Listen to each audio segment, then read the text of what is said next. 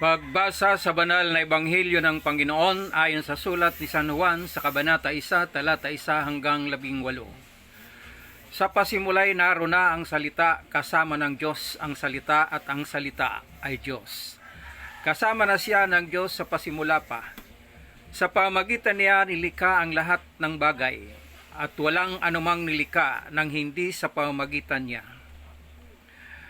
Mula sa Kanya ang buhay at ang buhay ay siyang ilaw ng sangkatauhan.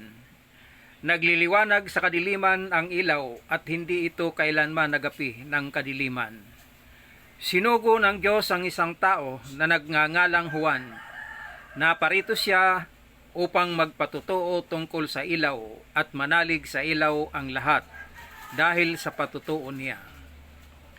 Hindi siya ang ilaw kundi naparito siya upang magpatutuo tungkol sa ilaw.